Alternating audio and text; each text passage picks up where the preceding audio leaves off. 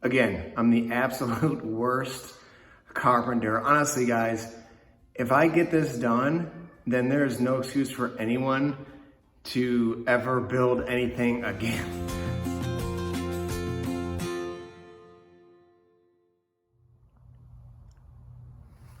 Here we are back in the fish room.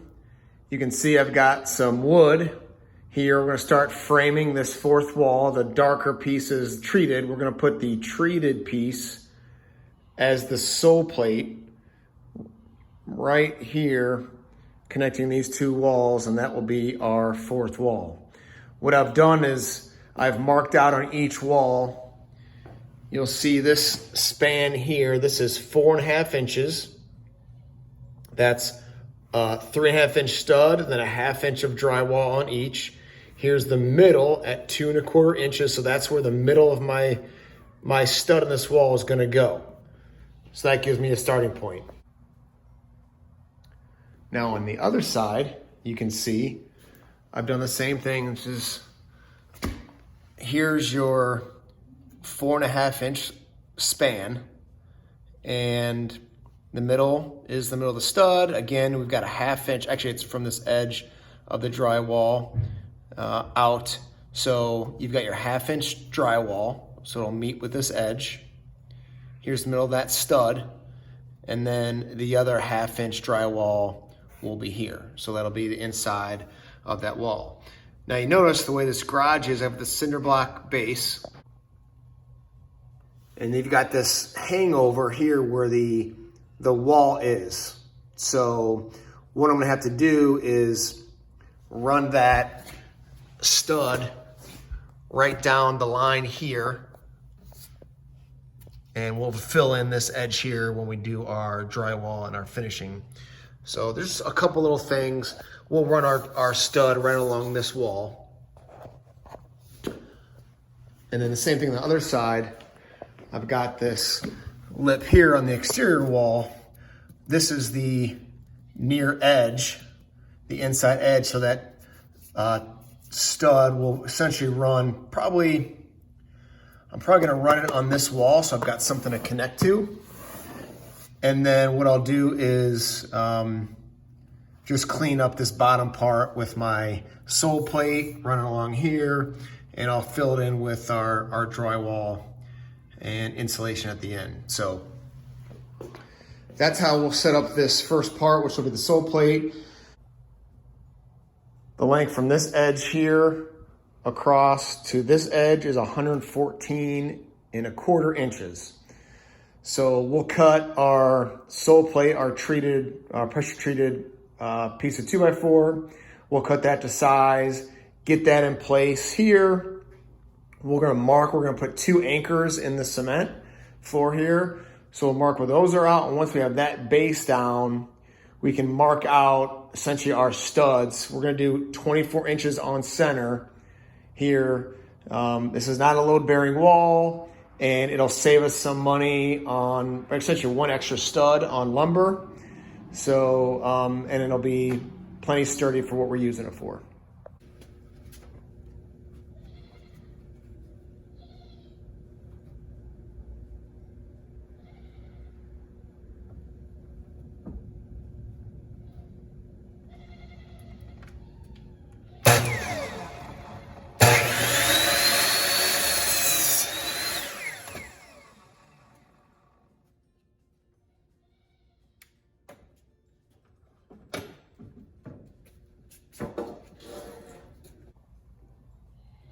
So we've got the sole plate laid down. This is not attached, but I've just got it measured out. You see it goes from that edge to that edge.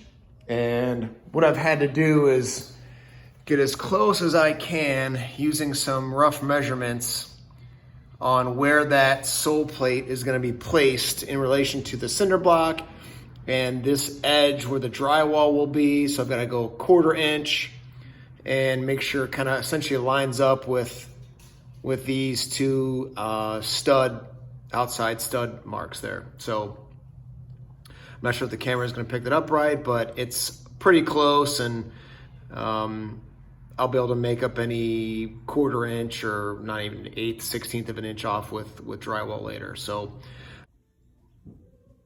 we're back here about to anchor in our sole plate. So the hardest part about this is getting this where we want it. I'm sure there's better ways with plumb lines and chalk lines and stuff, but I just did it, I guess, the hard way.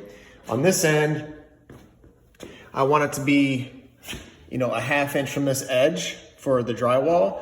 So this lip here is 1 inch from edge to edge. So this is 1 inch or a 1/2 inch here off. That way when I put drywall, it'll be right in line with this edge. I'm gonna anchor the anchor here at 3 feet from that wall.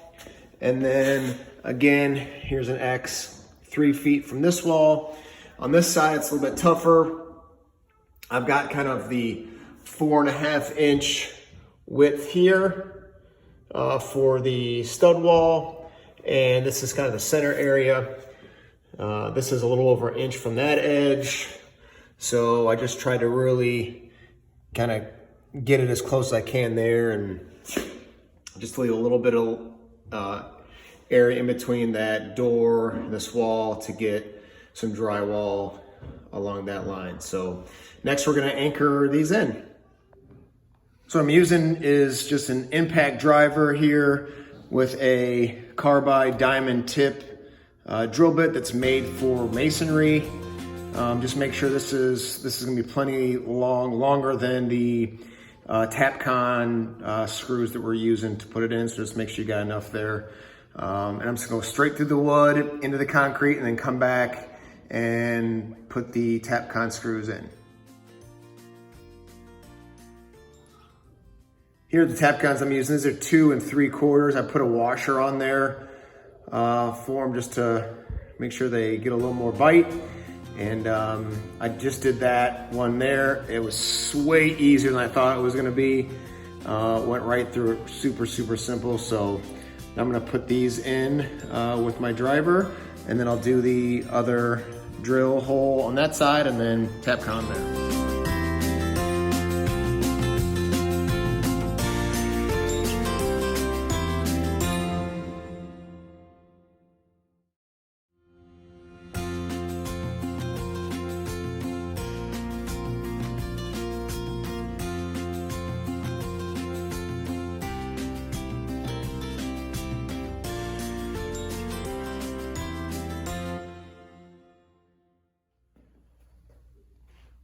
We got the 2 anchors in. Now we had an issue on this first hole.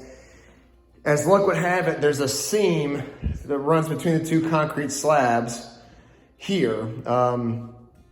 As an aside, this one's, you know, it's got a slant, so the water runs out the door. This one is level on this side. So there's a seam there. Well, it just so happened that this first place I was going was right in that seam, so it did not hold. So I had to move it over. It's 3 feet from the other one there. And that's in there, very sturdy. This one, I couldn't get all the way down, but it's in there, it's super sturdy. Obviously we've got the other anchor. We'll attach it to the walls, the ceiling. It'll be plenty for what we're doing. It's not load bearing, so just something to get that stable. So next thing we're gonna do is we're gonna cut the head plate, the top, lay that on the top of this sole plate, and then measure the length of our studs for each one individually. So here we go. All right, update here. So we've got our sole plate, this one. This is gonna be our top plate. Now, I cut this to try to measure our studs, but it's a little bit too wide because I'm going from this wall, like that's up at the ceiling, to this white wall, and this cinder block sticks out. Remember, I got this little lip here. I've got that lip there, so I had to measure from this wall to that. Anyways, so what I did is I measured on this side from the sole plate to the ceiling here and subtract 3.5 inches for what that top plate's gonna be, okay? And that's this piece here.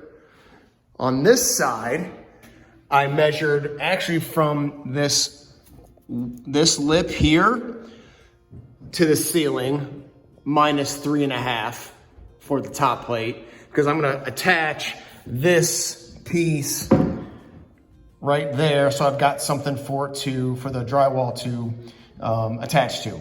So that's how I did that. The next thing we're gonna do is we're gonna hang our top plate on the ceiling, and then get our 2 studs, the frame, the wall on the outside, get those attached next, and then we'll start filling in between. Who's the stupidest ever? Me. So what I did was I, put that top plate on the sole plate, measured what that would be to the ceiling, subtracted 3.5 inches, and then I cut my sides. Well, I wasn't supposed to subtract 3.5, I was supposed to subtract 1.5 inches because, the piece of wood is set, on the flat end, and this edge here is 1.5 inches. So what I had to do is cut a piece of wood right there in the corner that was 2 inches to fit in between that top plate and the side wall stud there. Same thing over here. Had to cut a 2-inch piece of wood to fit in between there. So the frame part, the edge part is done, as you can see. I also messed up on where this was lined up. I'm 1/2 inch too close to the door. Now it's fine. There's gonna be room there to run drywall here. Okay, that's a good inch. So, but I had a 1/2 inch I could have used, and we'll still be able to fit everything we need to in here, but that kind of stinks, losing a 1/2 inch when, as you guys all know, every inch counts when building a fish room. So the outside frame is done. Next, we're gonna work on putting our studs, and we're gonna do 24 inches on center. So again, because this is not a load-bearing wall, it's just essentially a partition wall, and that'll save us a couple lengths in 2x4. So stay tuned. So here's how we're gonna lay our studs 24 inch on center. What I'm doing, I'm taking 24 inches from that stud, making a mark here, and then I'm going to use my square, line that up. Since you know that the stud's gonna be on that end, this is gonna be that far edge, just like it was the far edge from that stud. So go 24 inches from there. We'll do another 24 inches from that edge there. Make a mark. Get my square.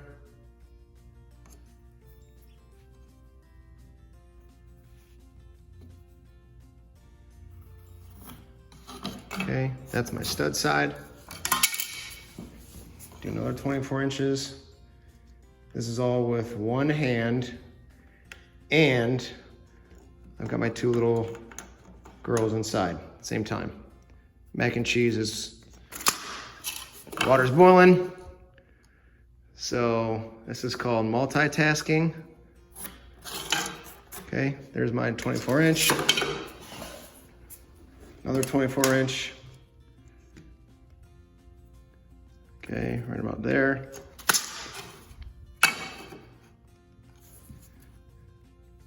Okay, boom. That's your line, that's your stud. And then what we'll have to do here is just fill in with some insulation and maybe put some wood there and cover that up there. So that'll give me my walls to put insulation between, and then drywall. Again, I'm the absolute worst carpenter. Honestly, guys, if I get this done, then there is no excuse for anyone to ever build anything again. So somehow I cut this stud a 1/2 inch too short. So what I had to do is take some heavy cardboard and kind of fold it up to make up about 1/2 inch of space. What I've done now is I've put a screw in this edge just to hold it straight to it. And then what I'm gonna do is put in a couple screws on this end. So this is just to hold it in place so it doesn't move when I put these screws here, and then I'll put another one, take this out and put another one back on this end. We got a second stud in, way easier. That was actually cut at the correct length. So that was a lot simpler than that first one. But so we've got 2 studs up and we've got the outer frame of the wall. So the next is just to put 2 more studs, one there, one there, and then we'll be able to kind of finishing touches and get in some drywall on the side. So stay tuned. We're back. We're about to cut our last 2 studs. We've got this next stud here is 115 1/4, and the last one is 115 3/4. And again, because it's a garage, it's got a slight slope towards the door. So these studs will be different sizes, which is why we did not build this on the ground, on the deck. We put the frame up and then are gonna cut each stud individually because they're all gonna be different lengths. So we'll get those cut and then get those hung.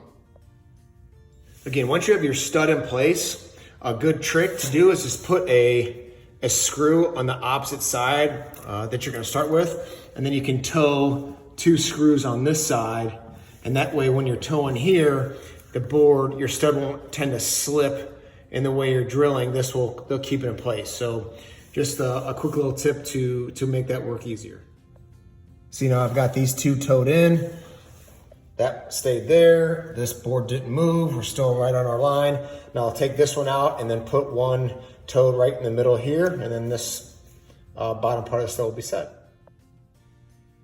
Finally, the framed out wall is done. All the studs, everything's in. I do have to attach. I'm gonna put this little piece here just to give something attached, maybe drywall to, and then we'll be set. The next thing I'm gonna do is I'm going to seal the cinder block or this concrete block here, especially where it touches that wood or that wood's near, and then just seal the whole perimeter of this cinder block or concrete block all the way around. And what I'm gonna